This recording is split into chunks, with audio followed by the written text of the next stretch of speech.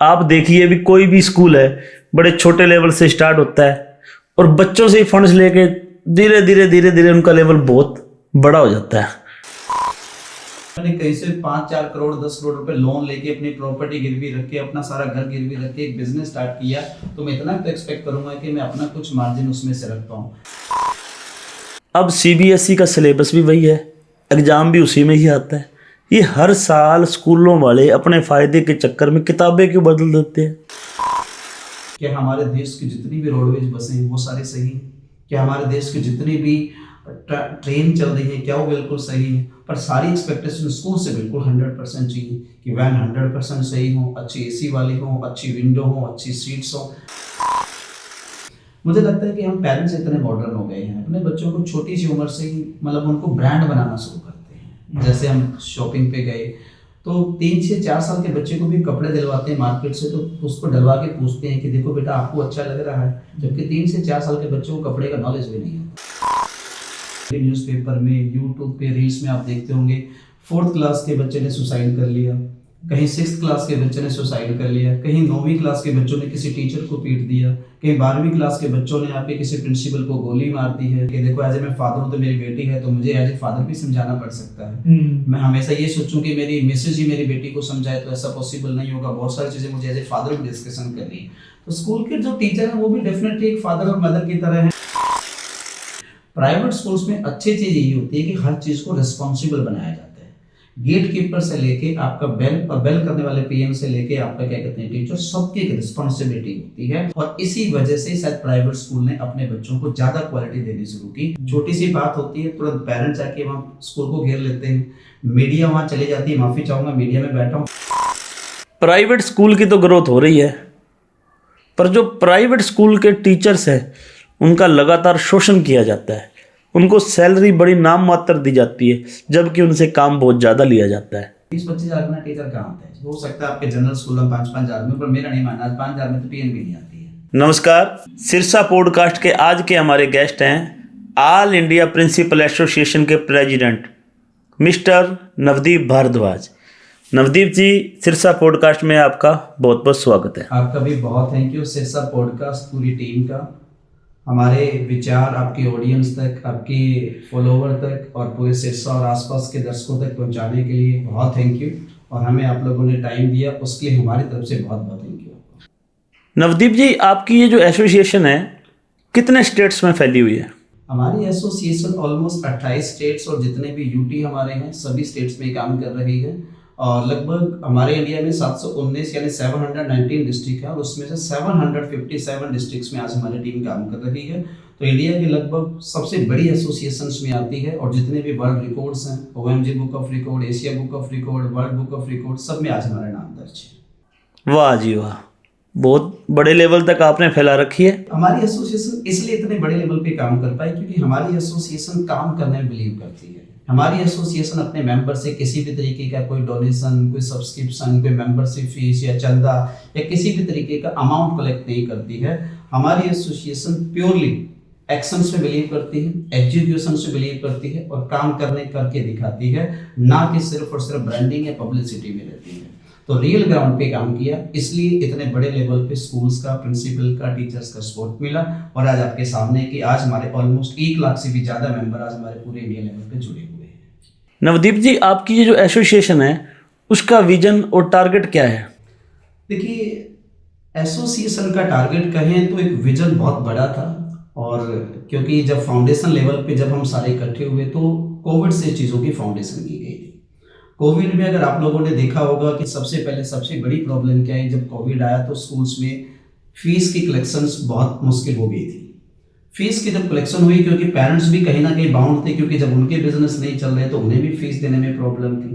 तो जब फीसें स्कूल में नहीं आ रही तो सबसे बड़ा मुद्दा आया कि प्रिंसिपल्स के, टीचर्स की सैलरी कहाँ से निकलेगी। तो हम लोगों ने अपने लेवल पे एक टीम बिठाई, कुछ अच्छे सीए बिठाए, कुछ अच्छे एडवोकेट्स बिठाए, कुछ अच्छे कॉर्पोरेट जो हमारे फ्रेंड्स हैं उनको बिठाया। और पूरी रिसर्च के बाद आया कि किसी न किसी तरीके से अगर हम स्कूल्स को जो फाइनेंशियल मैटर अगर वो सोल्व कर दें तो डेफिनेटली स्कूल्स के लिए बहुत बड़ा प्लेटफॉर्म होगा। फिर कहीं से पता लगा, पूरी रिसर्च के बाद एक CSR फंडिंग आती है जो कॉर्पोरेट से स्कूलों को मिल सकती है। तो उस लेवल पे हम लोगों ने काम किया। फिर स्कूलों को डायरेक्टली और इनडायरेक्टली कुछ फंड्स में हेल्प की, और वहाँ से जाके एक स्कूल लेवल पे हम लोग एक प्लेटफॉर्म दे पाए, और धीरे धीरे करते आज हमारा बहुत बड़े लेवल पे प्लेटफॉर्म बना। और वहीं से एक विजन लेके चले कि क्यों ना अगर हम स्कूल को सबसे पहला प्लेटफॉर्म किसी न किसी तरीके से अगर फंड्स में हेल्प करें, प्रिंसिपल्स को जॉब में हेल्प करें, टीचर्स को ट्रेनिंग में हेल्प करें, और ऑल ओवर पैकेज में स्कूल्स को 3 चीज़ों की जरूरत होती है। एक स्कूल को चेयरमैन को लीगल हेल्प, और एक स्कूल का फाइनेंशियल हेल्प, एक प्रिंसिपल को अच्छे टीचर्स की, एक अच्छे स्कूल्स की, एक अच्छे ट्रेनिंग को, एक अच्छे टीचर को, एक अच्छे स्कूल की, और एक अच्छे माहौल की जरूरत है। तो इन सारे मुद्दों पे हम लोगों ने काम किया, और यही हमारे विजन है कि तीनों बड़े सेफ रहें, तीनों की सेफ्टी अच्छी रहे, तीनों के लीगल मैटर्स में कहीं प्रॉब्लम ना आए, तीनों को फंडिंग अच्छी रहे, तीनों को अच्छा माहौल मिले, गवर्नमेंट का उनको सपोर्ट मिले, और इन्हीं विजन्स पे हम डेली रूटीन में काम करते हैं। नवदीप जी, आप कह रहे हैं स्कूल में फंड्स की दिक्कत है। फंड्स की दिक्कत तो सिर्फ कोरोना टाइम में थी, कोरोना के बाद तो नहीं रही ना। आप देखिए भी कोई भी स्कूल है बड़े छोटे लेवल से स्टार्ट होता है, और बच्चों से ही फंड्स लेके धीरे धीरे उनका लेवल बहुत बड़ा हो जाता है। जब तक आप किसी चीज़ को रूट से नहीं जानते तब तक आपको ये लगता है। आप देखिए जाके 90% स्कूल लोन पे चल रहे हैं, क्योंकि आप देखोगे सोसाइटी में एक सीधा सा कानून बना हुआ है कि आपकी कलेक्शन की 85% आपको अमाउंट री इन्वेस्ट स्कूल में करनी है। तो आपके पास प्रॉफिट मार्जिन कितना बचा? 15%। और स्कूल एक ऐसी संस्था है जहाँ पर रूटीन में एक्सपेंसेस होते हैं, जहाँ की कोई आपके पास किसी को स्टॉप करने का चांसेस नहीं है। ना तो आप वैन को स्टॉप कर सकते, ना आप बिजली को स्टॉप कर सकते, ना आप बच्चों के एक्सपेंसेस जो बाकी स्कूल में उन्हें उनको स्टॉप कर सकते। तो फिर आपका प्रॉफिट कहाँ से होगा? आप रूटीन में आप जाइए, स्कूलों को विजिट कीजिए, अपनी टीम को भेजिए, और आप देखेंगे कि ऑलमोस्ट स्कूल्स लोन पे चल रहे हैं, और वो लोन बेचारे अपने लेवल पे अपनी पर्सनल प्रॉपर्टी को कहीं ना कहीं प्लेस करके तब लोन लेते हैं, और धीरे धीरे स्कूल को ग्रो करते हैं। अब रही बिल्डिंग को बड़ी करने की बात, आपने कहा कि छोटी सी बड़ी बिल्डिंग लेके जाते हैं, तो वो उनका एक कंपल्सन बन गया है, क्योंकि उसी लेवल पे रखेंगे तो शायद पेरेंट्स को लगेगा कि स्कूल छोटा है इसलिए हमें बच्चों को बड़े स्कूल में लगाना चाहिए। तो उनकी मजबूरी है अपने स्कूल को बड़ा करना, या उस एक्सपेक्टेशन तक ले जाना जहां पर उसकी उस लेवल की कम्युनिटी के बच्चे बैठा सके। पर ये कतई सच नहीं है कि हम ये सोचें कि अगर स्कूल छोटे से स्टार्ट हुआ और बड़ा बन गया तो उसने वहीं से पैसा कलेक्ट किया है। हमारे इंडिया में 2 तरीके के स्कूल हैं, एक लो बजट स्कूल्स और एक बजट स्कूल्स। लो बजट जो स्कूल है, आप देखिए किसी के पास 100 बच्चा है, किसी के पास 200 बच्चा है, 400 बच्चा है, तो आपको क्या लगता है वो करोड़ों रुपए कहाँ से आ रहे होंगे? आप मार्केट में जाइए, आप रूरल एरियाज में जाइए, तो आपके पास ऐसे ऐसे स्कूल मिलेंगे जो 800, 900, 1000 रुपये में अपनी सेवाएं दे रहे हैं नर्सरी क्लास के पेरेंट्स को। तो आपको कैसे अंदाजा हो सकता है कि उनके पास करोड़ों रुपए होंगे? बट मजबूरी है, कंपल्सन है। अपने स्कूल को बेसिक फैसिलिटी नहीं देंगे तो शायद आज के ज़माने के पेरेंट्स उनको अपना बच्चा नहीं देंगे, क्योंकि मार्केट में कॉर्पोरेट के स्कूल बहुत आ गए हैं।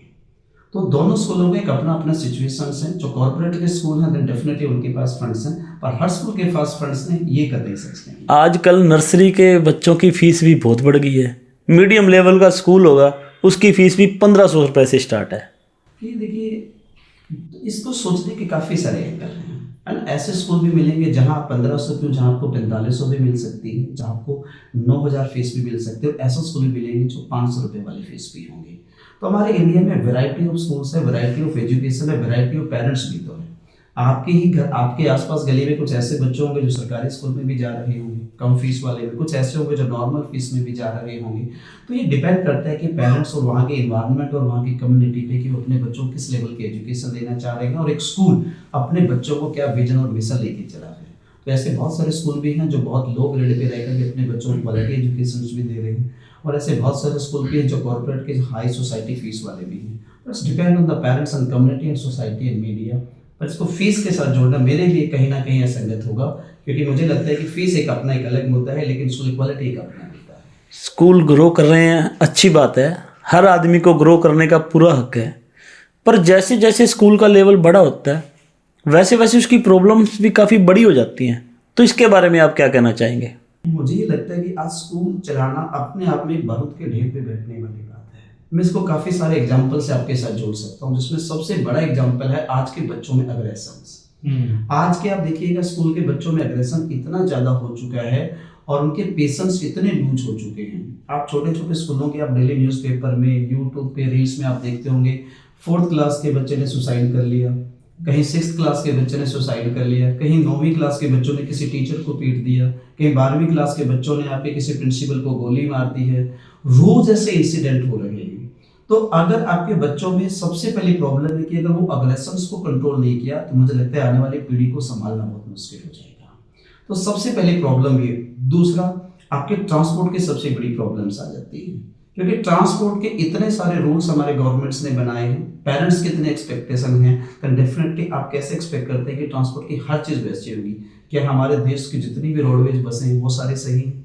क्या हमारे देश की जितनी भी ट्रेन चल रही है क्या वो बिल्कुल सही है? पर सारी एक्सपेक्टेशन स्कूल से बिल्कुल 100% चाहिए कि वैन 100% सही हो, अच्छी एसी वाली हो, अच्छी विंडो हो, अच्छी सीट्स हो, पर ऐसा पॉसिबल नहीं है। तो इस तरीके की हजारों प्रॉब्लम्स हो रही हैं जो स्कूल में डेली रहेंगी, और आज के टाइम में तो स्कूल चलाना बहुत मुश्किल काम है।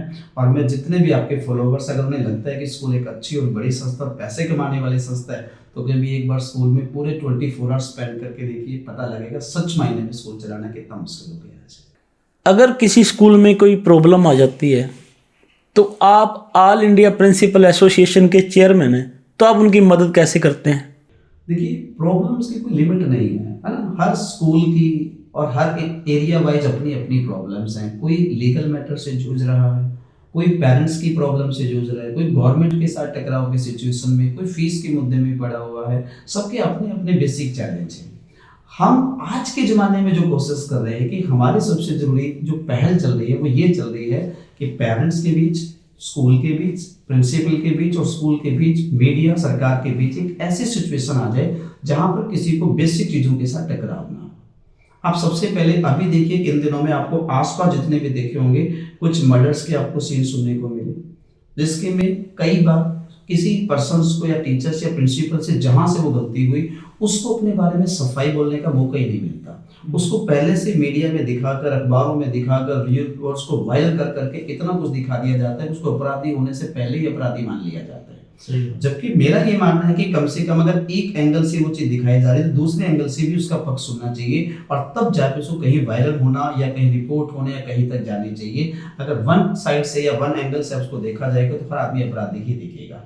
तो हमारी ये कोशिश रह रही है कि, और हम गवर्नमेंट से भी अपील करते हैं, डिफरेंट टाइप ऑफ अलग अलग स्टेट्स में एजुकेशन मिनिस्टर से, बाकी मिनिस्टर से मिले हैं और उनसे भी रिक्वेस्ट किया कि कोई ऐसा एक्ट लेके आए, कोई ऐसी पॉलिसी लेके आए जिससे बच्चे का भी भला हो, पेरेंट्स का भी भला हो, टीचर्स का भी हो, प्रिंसिपल्स का भी हो, स्कूल्स का भी हो। जैसे बच्चों के लिए एक बड़ा अच्छा एक्ट बनाया हुआ है हमारे स्टेट गवर्नमेंट और नेशनल गवर्नमेंट ने, पॉक्सो एक्ट। ऐसी फीमेल के लिए एक्ट बनाया हुआ है, पॉक्स एक्ट। तो क्यों ना ऐसे स्कूल की सेफ्टी के लिए भी कोई एक एक्ट आ जाए, जैसे स्कूल सेफ्टी एक्ट कर सके।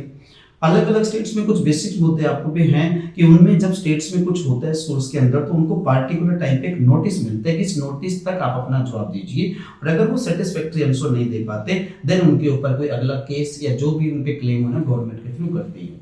बट अभी भी हमारे इंडिया के कुछ स्टेट्स ऐसे हैं, ऑलमोस्ट स्टेट्स यूं गई है कि जहां पर कोई रूल है ही नहीं। छोटी सी बात होती है तुरंत पेरेंट्स जाके वहाँ स्कूल को घेर लेते हैं, मीडिया वहाँ चली जाती है। माफ़ी चाहूँगा मीडिया में बैठा हूँ फिर भी ये बात रख रहा हूँ क्योंकि हर जगह एक जैसी मीडिया नहीं होती। आज छोटे छोटे यूट्यूबर चैनल बन चुके हैं, वो स्कूल में जाके 2 मिनट में उनके वीडियो डाल के कहीं इतना वायरल कर देते हैं। फिर ऊपर से अलावा गवर्नमेंट का इतना प्रेशर रहता है, तो स्कूल को कहीं सेफ है ही नहीं। तो क्यों ना कोई इस तरीके का हम लोग एक सारे मिलके, और हम लोग गवर्नमेंट से भी रिक्वेस्ट कर रहे हैं कोई ऐसा एक्ट बनाए जिससे हम स्कूल को और सभी को सेफ कर सके और एक ऐसा एनवायरनमेंट क्रिएट कर सके जहां पर सच मायने में स्कूल को स्कूल की तरह एक मंदिर बनाया जा सके। क्योंकि पिछले आप जमाने में जाएंगे तो स्कूल को सच में एक मंदिर कहा जाता था। एक पेरेंट 6 घंटे अपने बच्चे को स्कूल में तो बिठा देता है, लेकिन शायद कहीं और अपने बच्चे को 6 घंटे नहीं भेज पाता, और 6 घंटे भेजने के बाद भी अगर स्कूल अपने टीचर पे, प्रिंसिपल पे, स्कूल पे ट्रस्ट नहीं करेगा, वो उम्मीद नहीं करेगा या वो भरोसा नहीं देगा, तो फिर स्कूल उसको पढ़ाएगा कैसे? इसलिए जरूरी है कि पेरेंट्स अपने घर से ऐसी पेरेंटिंग करें कि वो जाके अपने टीचर के रिस्पेक्ट करे, अपने स्कूल के रिस्पेक्ट करे। स्कूल एक ऐसी परवरिश करे, ऐसी टीचिंग दे कि वो आज के जमाने के हिसाब से बच्चा हो सके, अपने आसपास के माहौल में डर सके और आने वाले जमाने के लिए कामयाब इंसान बन सके। ये तभी होगा जब दोनों पक्ष अपनी अपनी रिस्पॉन्सिबिलिटी समझेंगे। अगर दोनों ने अपनी अपनी रिस्पॉन्सिबिलिटी एक दूसरे के ऊपर डाल दी, स्कूल कहे कि हमने तो 6 घंटे पढ़ा दिया कि पेरेंट्स पढ़ाए, तो ऐसे भी नहीं चलेगा, और पेरेंट्स सोचे कि हमने तो फीस भर दी और सिर्फ स्कूल पढ़ाए, तो ऐसे नहीं चलेगा। फिर टकराव की सिचुएशंस आएगी।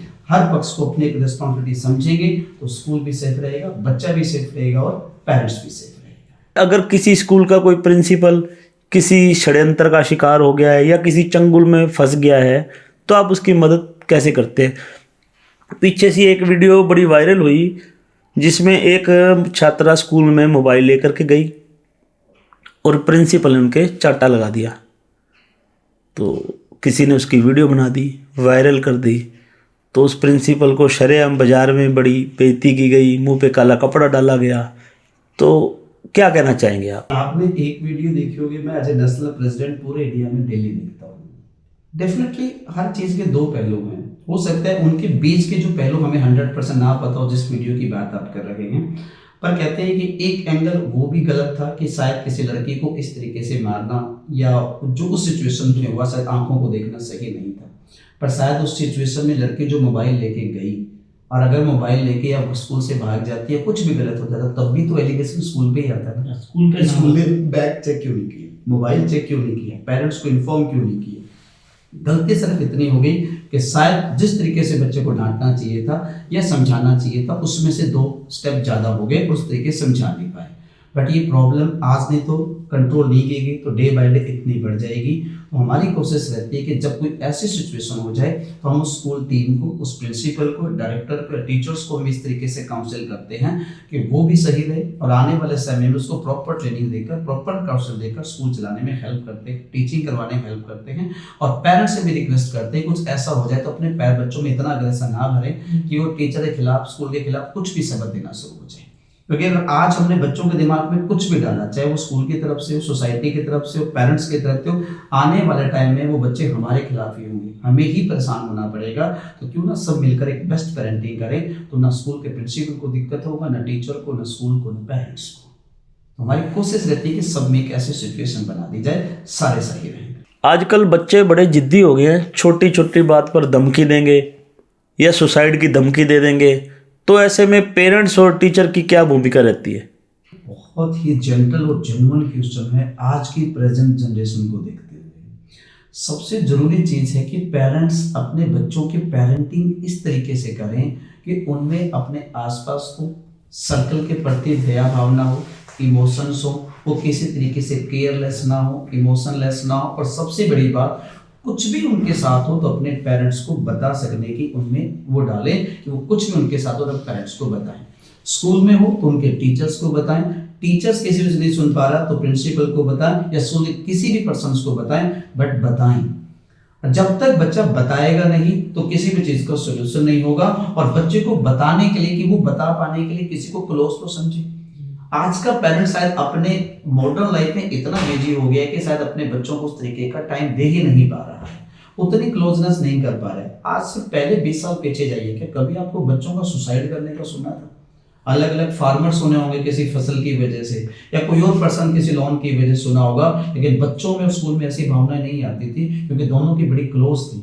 आज भी हम इतने मॉडर्न हो गए हैं, हमें पेरेंटिंग नहीं कर पाते, स्कूल उस तरीके की काउंसलिंग नहीं दे पा रहा है समटाइम। तो दोनों के बीच जब तक बच्चे के साथ कोई इमोशंस नहीं जुड़ेंगे तो बच्चा अपनी बात को 100% रख नहीं पाता है। इसके कारण बहुत सारे हैं।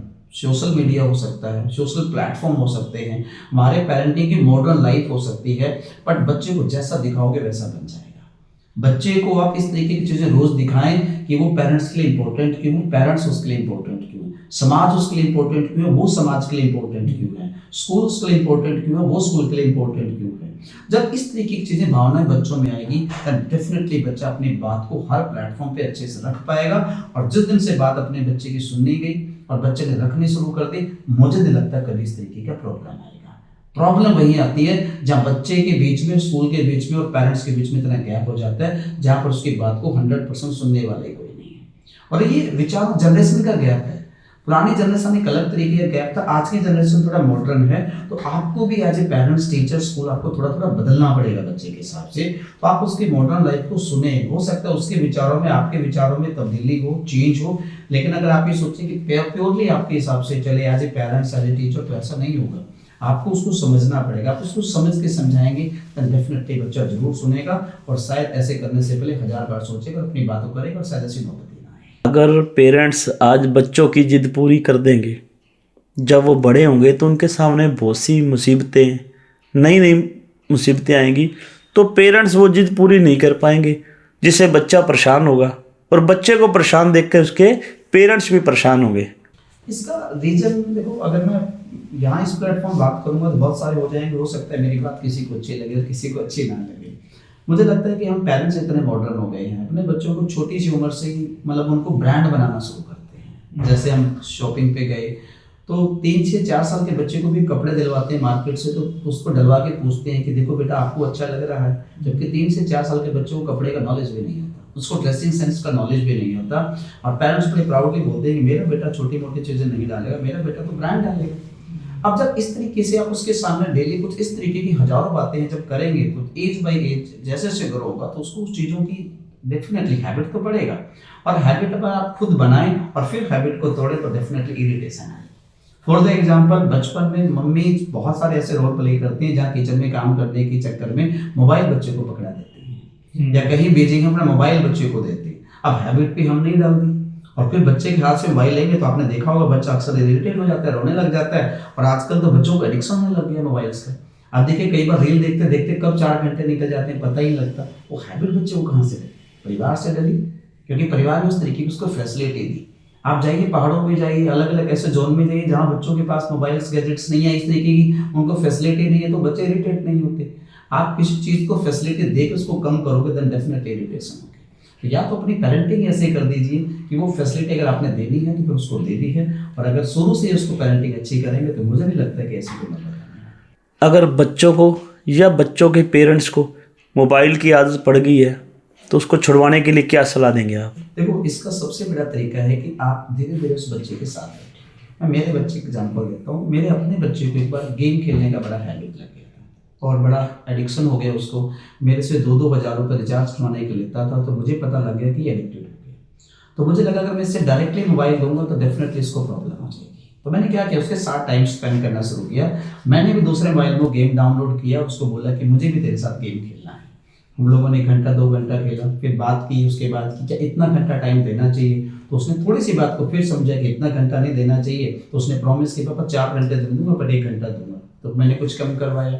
फिर मैंने उसे जो अमाउंट रिचार्ज करने के लिए देता था फिर उसे पूछता था कि इतना अमाउंट जो रिचार्ज पे लगा रहे तेरे को बुक्स पे या किसी गेम्स पे या किसी आउटडोर गेम्स पे नहीं लगानी चाहिए। उसको बात समझ आई, फिर उसने उस पर काम करना शुरू किया। फिर धीरे धीरे मैंने फिर उसके और क्लोज गया तो क्या तेरे को स्क्रीन टाइम इतना टाइम देना चाहिए, इसकी बजाय तो डांस म्यूजिक आउटडोर गेम सीखेगा, तेरी पर्सनालिटी में चेंज आएगा, फिजिकल में चेंज आएगा, तेरे सब में चेंज आएगा। उसने उस बात को समझना शुरू किया। तो इट मीन सारी प्रोसेस को मैंने कैसे किया, उसके साथ बैठकर उसी के हिसाब से मैंने सोचना शुरू किया। मैं एज ए पेरेंट सोचता, एज ए फादर सोचता और वो एज अपना बच्चे सोचता, दोनों के विचारों में टकराव आता, डेफिनेटली या तो उसको इरिटेशन होती है, एज ए फादर मुझे इरिटेशन होती। मैं उसके एंगल पे गया, उसकी सोच के हिसाब से गया कि वो क्या सोच रहा है। जैसे मैंने उसके एंगल सोचने लगा तो मुझे पता लगने लगा कि ये चीज़ कैसे छुड़वाई जा सकती है। और फिर वो धीरे धीरे करते मैंने अपने बच्चे को सेट किया। सेम ऐसे अगर आप भी अपने बच्चे को अपने बच्चे के हिसाब से सोचेगा, फादर बन के मत सोचिए। अगर आप भी 10-12 साल के होते, उस एज के होते, तब आप क्या सोचते, फिर आपको उसके तुरंत आपको सोल्यूशन दिखने लग जाएंगे कि बच्चा क्या चाहता है और बच्चे को दूर कैसे किया जा सकता है। देन डेफिनेटली आप एक सक्सेसफुल पेरेंट्स भी होंगे, सक्सेसफुल टीचर भी होंगे। आप ऑल इंडिया प्रिंसिपल एसोसिएशन के प्रेसिडेंट हैं, तो स्कूल में तो नई नई प्रॉब्लम्स आती रहती होंगी, तो आपको जो स्कूली शिक्षा के अंतर्गत ऐसी क्या समस्या लगती है या उस सिस्टम में ऐसी क्या कमी लगती है जिसमें सुधार किया जाना चाहिए? डेफिनेटली इसके लिए सबसे पहले तो मैं गवर्नमेंट को थैंक यू करूँगा कि गवर्नमेंट ने एनईपी लेके आए हैं और नेशनल एजुकेशन पॉलिसी में इतने सारे चेंजेस किए हैं। उन्होंने सबसे पहले प्रैक्टिकल एजुकेशन पे काम किया। आज आप देखिएगा आपके बच्चे को 3 घंटे की मूवी याद हो जाती है और 3 मिनट का चैप्टर याद नहीं होता। जिसका सीधा सा कंसेप्ट है कि बच्चे प्रैक्टिकली बहुत स्ट्रॉन्ग हैं बट बाय थ्योरेटिकली इतने वीक हैं। क्यों? क्योंकि बच्चा जो देखता है वो सीधा विजुअलाइजेशन होता है। आप उसको आपका 3 साल के बच्चे को आप कोई भी कार्टून दिखा दीजिए, उसको सारे कार्टून याद हो जाएंगे। 3 साल के बच्चे को आधा घंटा किसी उस पर एक बुक पे बैठा लीजिए, वो सोने लग जाएगा। तो इट मीन क्या है कि बच्चे को सबसे जरूरी चीज़ क्या है कि अगर हम एजुकेशन में चेंज लाना चाहते हैं तो हम इतना प्रैक्टिकली स्ट्रॉन्ग करें बच्चे को, उसके हिसाब से चीज़ें देंगे और जो हमें आने वाले समय से होते हैं उसको बहुत प्रैक्टिकली कर देंगे तो बच्चे में चेंज आने लग जाएंगे। और बच्चे को सक्सेसफुली सच में ही स्ट्रॉन्ग करना है ना, अगर बच्चे में चैलेंजेस कम करने हैं तो आप प्रैक्टिकली लेके आइए। इसलिए आज ऑलमोस्ट हर प्राइवेट स्कूल्स ने बहुत कोशिश की है, not only private, even government schools भी बहुत अच्छे हो गए हैं। तो मैं एजुकेशन को इंपॉर्टेंस देता हूँ, चाहे वो गवर्नमेंट है प्राइवेट है, दोनों टाइप के स्कूलों ने जितने एफर्ट्स किए हैं, इतनी एक्टिविटीज आ चुकी हैं, अपने करिकुलम में इतने चेंज किए हैं। और आज देखिएगा ऑलमोस्ट आप यूट्यूब फेसबुक पे जाते तो कितनी अच्छी अच्छी एक्टिविटी आपको बच्चों को देखने को मिलती है। तो बच्चों के एजुकेशन में सरकार और प्राइवेट दोनों ने मिलकर बहुत अच्छे एफर्ट किए हैं, और आने वाले 20 सालों से अगर आज के कंपैरिजन करें तो आपको आज बच्चे बहुत कुछ चीज़ मिलेंगे। अच्छा कॉन्फिडेंस बच्चों में आ रहा है, अच्छे प्लेटफॉर्म पे बोल पा रहे हैं, अच्छी इंग्लिश बोल पा रहे हैं, अच्छे अच्छे अपने अपने सारे धर्मों को रिस्पेक्ट कर पा रहे हैं, कट्टरवादी बच्चे नहीं बन रहे हैं आज, और अपने कहीं भी उठते बैठते तो सारों को रिस्पेक्ट, तो अलग अलग तरीके के सबने बड़ा अच्छा से काम किया इसमें। जब हम पढ़ते थे या आजकल के बच्चे पढ़ रहे हैं तो इसमें sine theta, cos theta, Panipat का युद्ध, प्लासी की लड़ाई, ए स्क्वेयर, बी स्क्वेयर आम जिंदगी में तो यूज नहीं होते, फिर ये क्यों पढ़ाए जाते हैं? देखिए, इसको दो तरीके से सोचना पड़ेगा। आप उसको एक प्रैक्टिकली लाना चाहते हैं या बच्चे को अपने हिस्ट्री के बारे में बताना चाहते हैं। जैसे आप अपने अगर पुराने के पूर्वजों को नहीं जानते होते तो मुझे लगता है आप अपने परिवार के बारे में भी नहीं जान पाएंगे, कुछ बता भी नहीं पाएंगे। तो इसलिए अपने बच्चे को पुराने ज़माने में जहाँ से हमारी धरती शुरू हुई, जिन पूर्वजों ने हमारी हेल्प की, जिनकी वजह से आज हम यहाँ बैठे हैं। आज देखो, सिंपल से एक स्टोरी बोलूँ, अगर महात्मा गांधी, जवाहरलाल नेहरू, भगत सिंह, अगर लोग नहीं होते उस टाइम पे, लड़ाई नहीं लड़ते, तो क्या आज हम यहाँ बैठ के बात कर पा रहे होते? तो डेफिनेटली उन लोगों के नॉलेज हमारे बच्चों को बताने को अगर हम बताएंगे तो डेफिनेटली बहुत अच्छा सीखेंगे। आप देखिए, जितने भी युद्ध हुए, जितने भी राजा महाराजा, जितनी भी जमीन पे चीज़ें लड़ाइयाँ हुई, अच्छी चीज़ें हुई, उनसे बच्चों को बहुत सीखने को मिलता है, क्योंकि उसमें वीरता मिलती है, सूरवीरता मिलती है। उनमें क्यों किस बात के कारण जंग हुई उस बात को समझाया जा सकता है। महाभारत का युद्ध एक कितना बड़ा युद्ध हुआ था, उसमें दो सबक मिलते हैं, एक तो वीरता और सुवीरता मिलती है। तीसरी बात, अगर जिस जमीन के लड़े वो तो आज वहीं की वहीं है, तो बच्चों को एक सबक भी दिया जा सकता है कि आपको कहाँ किस तरीके से रिएक्ट करना है, कहाँ एग्जीक्यूशन लाना है, कहाँ क्या सीखना है, किस चीज़ को कितनी तवज्जो देनी है। और ये जब तक आप हिस्ट्री नहीं सुनाएंगे तो आप आने वाले टाइम पे बच्चों को सिखा नहीं पाओगे। आप सिर्फ ये मत सोचें कि बच्चे को भाई कोई बिजनेस करना है तो ये प्लास्टिक का युद्ध काम नहीं आएगा। प्लास्टिक के युद्ध की भी अपनी एक इंपॉर्टेंस है, महाभारत के युद्ध की अपनी इंपॉर्टेंस, जितने भी राजा महाराजा है उनसे सीखने को भी बहुत कुछ मिलता है। ठीक है, कुछ अपने अपने इम्पैक्ट है, बट वो भी बच्चों को बताएंगे तो बच्चे उन चीज़ों से भी दूर रहेंगे। तो प्रैक्टिकली अगर बच्चों को दिखाया जाएगा तो बहुत कुछ सीखने को मिलेगा। और आप जितने हमारे इंडिया की धरती उठा लीजिए, इतने राजा महाराजा है, अगर बच्चों को पता नहीं होगा तो बच्चों को सुवीरता कहाँ से आएगी, बच्चों को वीरता कहाँ से आएगी, बच्चों में दया भावना कहाँ से आएगी? तो ये बहुत ज़रूरी है। इसको सिर्फ ये सोच के नहीं पढ़ाना कि बच्चों को भी प्रैक्टिकली काम नहीं आता। मुझे लगता है दिमाग के लिए सारी चीज़ें जरूरी है, तो बच्चों के लिए अपनी लाइफ के लिए भी बहुत ज़रूरी चीज़ें हैं। तो मेरा मानना है कि वो चीज़ें भी बच्चों को आना चाहिए। अभी आपने महाभारत का जिक्र किया, अगर स्कूलों में महाभारत और रामायण लाइव दिखाई जाए तो इसका बच्चों की मानसिकता पर क्या असर पड़ेगा? तो डेफिनेटली बहुत अच्छा क्वेश्चन भी है और बहुत अच्छी सोच भी है, अगर हम इसको 100% कर पाए। अब देखिएगा, इसमें पंजाब एक ऐसा स्टेट है, सबसे पहले हर साल अब आप दिसंबर से लेकर जनवरी सारे गुरुओं का पूरा जन्म दिहाड़ा या पूरी मनाया सेलिब्रेट किया जाता है। और इसी तरीके से पंजाब में बहुत सारी मूवीज़ भी आई हैं जो गुरुओं पे या कल्चर पे आई हैं, तो पंजाब ने अपने कल्चर को दोबारा से रिप्रेजेंट शुरू किया। इसी में हरियाणा को देखोगे तो अभी कुरुक्षेत्र में गीता महोत्सव मनाया गया, बच्चों को ले जाया गया, स्कूल्स को इनवाइट किया गया। तो हर स्टेट्स ऑलमोस्ट अपने तरीके से ऐसे एफर्ट कर रहा है, बट सोशल प्लेटफॉर्म का ज़माना है, 100% नहीं हो पाता समटाइम, क्योंकि आज के जनरेशन उस चीज़ों को देखना पसंद नहीं करती है। बट अगर इसको 100% अगर हम स्कूल में एप्लीकेबल कर दें अपने अपने स्टेट के हिसाब से, कुछ ऐसी चीज़ें जो बेसिक दिखानी जानी चाहिए, अगर वो बच्चे को दिखाएंगे डेफिनेटली बच्चे में बहुत चेंज होगा। क्योंकि वो जो चीज़ वहाँ से मिल सकती है शायद वो किताबों से, इन नॉर्मल किताबों से नहीं मिल सकती। हाँ, लाइव देखने से बेनिफिट तो मिलेगा, बहुत बेनिफिट मिलेगा सर, क्योंकि जब आप लाइव देखते हो तो उसका असर आप सीधा जाते हो। जैसे आप कभी देखिएगा आर्मी में जाते हो या किसी बॉर्डर पे जाते हो, जब किसी आर्मी के पर्सन को सल्यूट करते हुए देखते हैं या परेड करते हुए देखते हैं तो आपके मन में आर्मी के लिए तुरंत रिस्पेक्ट निकल आती है। ऐसे ही जब आप किसी मंदिर में बैठे हैं तो आप मंदिर जैसा भावनाएं अपने आप आने लग जाती हैं। गुरुद्वारे में बैठते हैं तो गुरुद्वारे जैसी भावनाएं आने लग जाती है। तो बच्चा लाइव देखेगा तो क्यों नहीं सीखेगा, और ये गुण बच्चे में ऑटोमेटिकली आ जाएंगे, बशर्ते कि आप अपने स्कूल में, अपने घर में इन चीज़ों को दिखाना कितना जरूरी समझते हैं। अभी सोशल मीडिया पर एक वीडियो वायरल हो रही है जिसमें रोहतक के एक बुजुर्ग ने 2 बच्चियों के साथ अश्लील हरकत की, जिसमें एक बच्ची की उम्र तो 8 साल और दूसरी की शायद 12 साल थी। उन बच्चियों को पता ही नहीं था अभी उनके साथ गलत हो रहा है। तो आपको नहीं लगता भी आजकल स्कूल में बच्चों को गुड टच और बैड टच की शिक्षा तो दी जा रही है, पर इससे थोड़ी सी शिक्षा ज़्यादा देनी चाहिए? जिस तरीके का आपने क्वेश्चन दिखाए ऑलरेडी मैंने भी पढ़ा और बड़ा सुन के भी बड़ा दुख हुआ कि मतलब एक इस एज ग्रुप में भी चीज़ें जा रही हैं जिसको हम बड़ा रिस्पेक्टेबल नज़र से देखते हैं। लेकिन कहीं ना कहीं ये जो विचार है ना, ये सारा आपके थॉट प्रोसेस का है। आपके थॉट प्रोसेस कैसा दिमाग में डालते हैं, आप क्या कंटेंट देख रहे हैं, क्या सुन रहे हैं, क्या आपके सामने बातें चल रही हैं। इसको अगर सही मायने में ठीक करना है तो आपको आसपास के एनवायरनमेंट को ठीक करना पड़ेगा।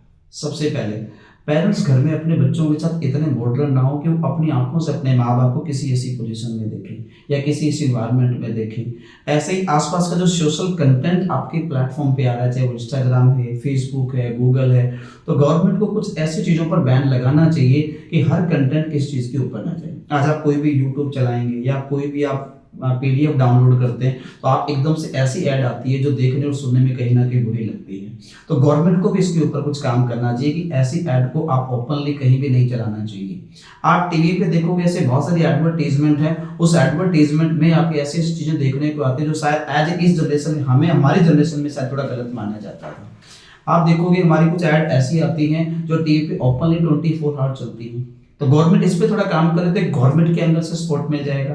अब ऐसे पेरेंट्स की बात करूं तो पेरेंट्स को अपने बच्चे को कुछ ऐसी education as a parenting, as a mother और एज ए फादर कुछ ऐसे डिस्कशन अपने बच्चे को सही उम्र से इस तरीके से बताना चाहिए कि उसके लिए क्या सही है और क्या जरूरी है, कौन से सिचुएशंस में, कौन सी एज में, किस माहौल में उसको क्या सही है और क्या गलत है तो कब कैसे गलत है और किसको आके बताए, कौन से सिचुएशन को कैसे हैंडल करे।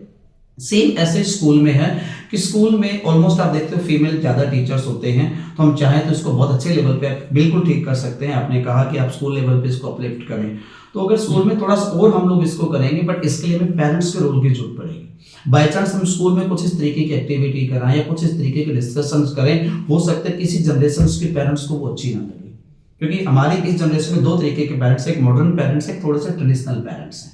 तो अगर कुछ पेरेंट्स ऐसे करें कि वो चीज़ नहीं होनी चाहिए, देन डेफिनेटली स्कूल में एक्टिविटी रुक सकती है।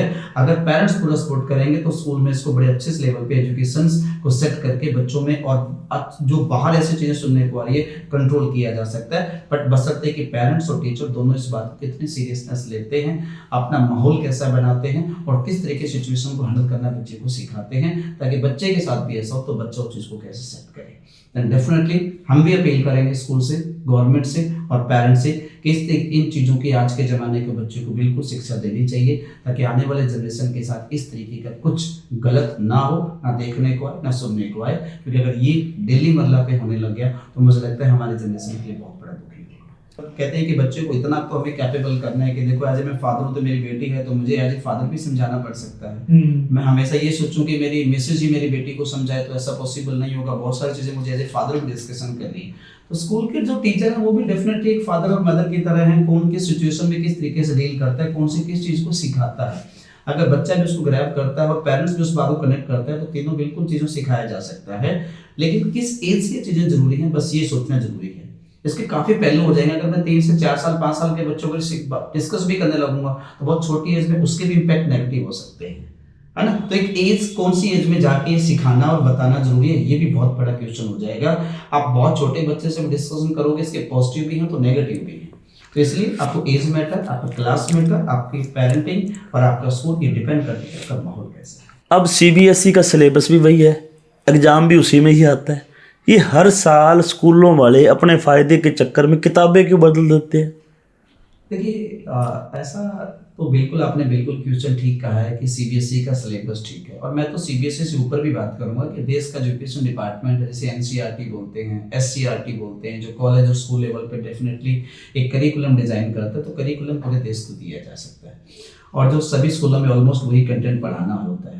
हाँ, इस बात के जरूर मुद्दे हैं कि हर साल कुछ स्कूल्स बुक्स बदलते हैं और कुछ नहीं बदलते हैं, तो सारे स्कूलों को एक कैटेगरी में खड़ा करना भी ठीक नहीं है। ऐसे बहुत सारे स्कूल भी हैं जो अच्छे से उन्हीं बुक्स के और क्वालिटी पे काम भी करते हैं। कुछ ऐसे स्कूल्स हैं जो चेंज करते हैं। डेफिनेटली हम अपने लेवल पे एक बेस्ट एफर्ट कर रहे हैं, स्कूलों से रिक्वेस्ट भी कर रहे हैं कि आप कंटेंट पे काम करो, ना कि बुक्स चेंजिंग पे काम करो। बट हो सकता है कि उनकी सिचुएशंस क्या है, किस तरीके, जब हमें पता लगती है तो we are requesting and counselling them कि एक अच्छे लेवल के पेरेंट्स को अगर उसकी क्वालिटी दे दी जाए तो मुझे लगता है ज़्यादा बेटर होगा, ना कि सिर्फ बुक्स चेंज करके बच्चे को चेंज किया जा सकता है। तो मैं 100% नहीं कहूँगा कि सभी स्कूल चेंज करते हैं, जो कुछ कर रहे हैं उनके अपने कुछ पैरामीटर हैं, बट हम लोग मिलजुल के कोशिश कर रहे हैं कि कंटेंट पे काम किया जाए। आजकल हर एक को मोबाइल पर वीडियो बनाने का शौक़ है, तो कई बार ऐसा होता है भी स्कूल में 2 टीचर्स लड़ रही हैं, या टीचर्स बच्चों को लड़ रहा है, या बच्चे आपस में लड़ रहे हैं, कोई तीसरा व्यक्ति इनकी वीडियो बना करके सोशल मीडिया पर वायरल कर देता है और उसमें स्कूल का नाम भी डाल देता है। स्कूल का नाम और टीचर्स का नाम आने के बाद उस टीचर्स के ऊपर विभागीय कार्रवाई हो जाती है। तो आप इस पर क्या कहना चाहेंगे? अगर आपने ध्यान से देखा होगा, कुछ हमारे फॉरेन कंट्री ऐसे हैं जिनमें गवर्नमेंट की परमिशन के बिना कोई भी न्यूज़ टीवी में, यूट्यूब पे या किसी सोशल प्लेटफॉर्म पे नहीं आती। इवन कि आपने देखा होगा कि कुछ चाइना के कुछ पार्टिकुलर जगह ऐसी हैं जहाँ पर गवर्नमेंट अप्रूवल के बाद ही आप न्यूज़ दिखा सकते हैं। सेम उसमें रसिया आता है, कुछ और कंट्री ऐसे आते हैं। लेकिन हमारा अकेला इंडिया ऐसा है जहाँ पर सब कुछ बोलने का, दिखाने का अधिकार सबको दिया गया है। पर कहीं ना कहीं ये गलत हो रहा है। किसी कोई दोषी नहीं होता, उसको वीडियो डालकर उसको पहले दोषी बना दिया जाता है, जबकि उसको हो सकता है उस बारे में सफाई देने का मौका भी ना मिला हो। तो ये गवर्नमेंट्स का बहुत बड़ा रोल आएगा। अगर गवर्नमेंट इसमें चाहे कि सबको एक प्रॉपर लाइसेंस के थ्रू, प्रॉपर एक लीगलाइजेशन के थ्रू अगर ये चैनलाइज करें, देन डेफिनेटली शायद मीडिया के लिए भी अच्छा होगा, समाज के लिए भी अच्छा होगा, और जिस पर्सन के साथ ये हो जाता है उसके लिए भी सही रहेगा। तो मैं इस मामले में इस आपके प्लेटफॉर्म से गवर्नमेंट से रिक्वेस्ट करूंगा कि अगर गवर्नमेंट कुछ इस तरीके का रूल लेके आए, कुछ एक्ट लेके आए जहां पर मीडिया भी कुछ ऐसा करती है, देन डेफिनेटली मीडिया के लिए भी कोई एक्ट हो कि कौन सी चीज़ आपने दिखानी है, कौन सी नहीं दिखानी है। अगर आपने कोई वीडियो बनाई भी है तो एटलीस्ट वो पहले सबसे पहले से गवर्नमेंट अप्रूवल के लिए जाए कि ये वीडियो हमारे पास आई है, आप बताएं इसको चैनलाइज करना चाहिए कि नहीं करना चाहिए। और गवर्नमेंट के एंगल से अगर वो लगता है देन डेफिनेटली उस पर एक्शन होना भी चाहिए, चाहे वो स्कूल है, पेरेंट्स है, सोसाइटी है।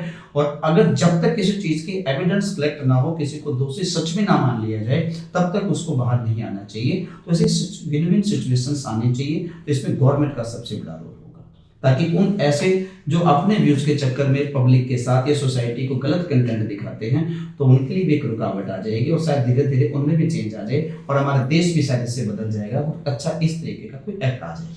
प्राइवेट स्कूल की तो ग्रोथ हो रही है, पर जो प्राइवेट स्कूल के टीचर्स हैं उनका लगातार शोषण किया जाता है। उनको सैलरी बड़ी नाम मात्र दी जाती है, जबकि उनसे काम बहुत ज़्यादा लिया जाता है। टीचर्स की सैलरी का मुद्दा इसलिए कि प्राइवेट स्कूल्स में पुराने जमाने में चलता था, आपके छोटे स्कूलों में रह गया ऐसा, पर रियल में ऐसा नहीं है। 20-25 हज़ार का टीचर कहाँ होता है? हो सकता है आपके जनरल स्कूल में 5-5 हज़ार में, पर मेरा नहीं मानना, 5 हज़ार में तो पीएन भी नहीं आती है। तो पुराने जमाने की बात है। अब तो आप किसी भी स्कूल, मेरे स्कूल में लगा लो 35-40 हज़ार में टीचर है। आप मुझे बताओ, आपने एक चैनल बनाया, इससे क्या उम्मीद करते हैं? कुछ तो 2 रुपये कमाए। सिंपल सा है कि अगर मैंने बीएड की और मैंने गवर्नमेंट्स के लिए मतलब प्रिपरेशन की, गवर्नमेंट में जॉब मुझे नहीं दी या नहीं ले पाया किसी भी कारण से, तो डेफिनेटली मैंने अपना एक स्टार्टअप करने का सोचा। और स्टार्टअप अगर मैंने कहीं से 5-4 करोड़ 10 करोड़ रुपए लोन लेके अपनी प्रॉपर्टी गिरवी रख के, अपना सारा घर गिरवी रख के एक बिजनेस स्टार्ट किया, तो मैं इतना तो एक्सपेक्ट करूंगा कि मैं अपना कुछ मार्जिन उसमें से रख पाऊँ।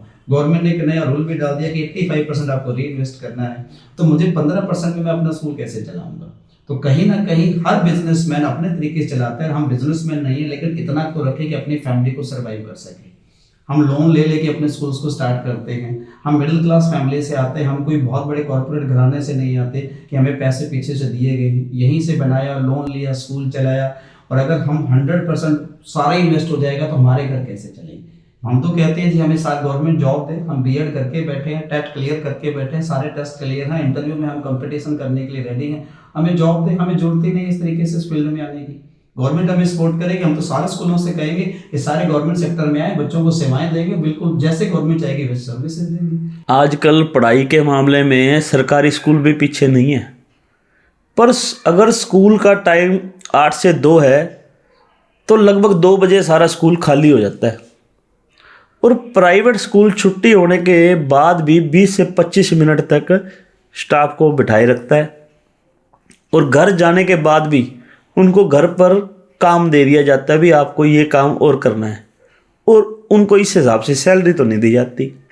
उसका रीज़न ये है कि गवर्नमेंट के जो प्रोटोकॉल्स हैं बहुत लंबे हैं ना। पहले आपके टीचर से, फिर डीओ से आपका ऊपर एसडीएम, फिर उसके बाद आपकी स्टेट गवर्नमेंट से। तो प्रोटोकॉल्स की वजह से वो चीज़ चैनलाइज नहीं हो पाती, इतनी पकड़ में नहीं आ पाती। शायद इस वजह से रिस्पॉन्सिबिलिटी समटाइम डिसाइड हो पाती है, समटाइम डिसाइड नहीं हो पाती। प्राइवेट स्कूल्स में अच्छी चीज़ यही होती है कि हर चीज़ को रिस्पॉन्सिबल बनाया जाता है। गेट कीपर से लेके आपका बेल और बेल करने वाले पीएम से लेके आपका क्या कहते हैं टीचर, सबकी एक रिस्पॉन्सिबिलिटी होती है। और रिस्पॉन्सिबिलिटी जब आती है तो अकाउंटेबिलिटी भी आती है, जिसे हमारे हिंदी में जवाबदेही बोला जाता है। तो जब टीचर्स की रिस्पॉन्सिबिलिटी बनाएगी तो उसके जवाबदेही भी है, कौन सा काम क्यों नहीं हुआ। और इसी वजह से शायद प्राइवेट स्कूल ने अपने बच्चों को ज़्यादा क्वालिटी देनी शुरू की। बिल्कुल मैं इसको एक्सेप्ट करता हूँ कि गवर्नमेंट टीचर्स बहुत अच्छे सारे कंपटीशंस क्लियर करके सारे टेट क्लियर करके आते हैं, लेकिन गवर्नमेंट के कितनी ड्यूटीज आती हैं। समटाइम उनके इलेक्शंस में पोलिंग बूथ पे ड्यूटी लगी होती है, समटाइम सर्वे में लगी होती है, समटाइम किसी अदर उसमें लगी होती है, तो वो अपना टैलेंट बच्चों तक पहुंचा नहीं पाते। तो गवर्नमेंट अगर पूरा चाहे उसको सपोर्ट करे तो टीचर स्कूल में आएंगे तो डेफिनेटली चेंज किया जा सकता है। और प्राइवेट स्कूल में 100% डेडिकेशन किस पे लगाई जाती है, सिर्फ और सिर्फ टीचिंग पे और उन बच्चों के करिकुलम पे। इसलिए कहीं ना कहीं बच्चों में भी रिस्पॉन्सिबिलिटी आती है और टीचर में भी रिस्पॉन्सिबिलिटी आती है। और अगर यही चीज़ गवर्नमेंट में होगी तो डेफिनेटली गवर्नमेंट में भी आएगी। और आज मैं आपके कैमरे के सामने बिल्कुल बोल सकता हूँ कि बहुत सारे स्टेट्स में गवर्नमेंट स्कूल भी बहुत अच्छे होंगे। जिस गवर्नमेंट ने इस विजन को लिया, तो आप देखिएगा, आप साउथ में जाइएगा तो पूरा साउथ आपका पूरा एजुकेशन में बहुत आगे है। और धीरे धीरे हमारे नॉर्थ में भी चीज़ें सेट हो रही हैं, गवर्नमेंट भी बहुत आगे है, लेकिन थोड़ा सा और काम करने की जरूरत है। तो डेफिनेटली है गवर्नमेंट स्कूल्स और टीचर्स बहुत आगे आ जाएंगे।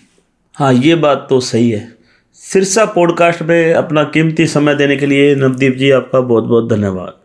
अगेन आपकी पूरी टीम को बहुत शुक्रिया, और हमारे विचार आपकी पब्लिक तक पहुंचाने के लिए हमें समय दिया, हमारी तरफ से स्पेशली थैंक यू। और एज ए नेशनल प्रेसिडेंट मैं उम्मीद करता हूं कि जो भी हमारी बात को सुन रहा है, कहीं कोई ऐसी बात लगी हो जो शायद उसके एंगल से सही ना हो, तो उसके लिए हम लोग बिल्कुल माफ़ी चाहते हैं। Thank you doctor.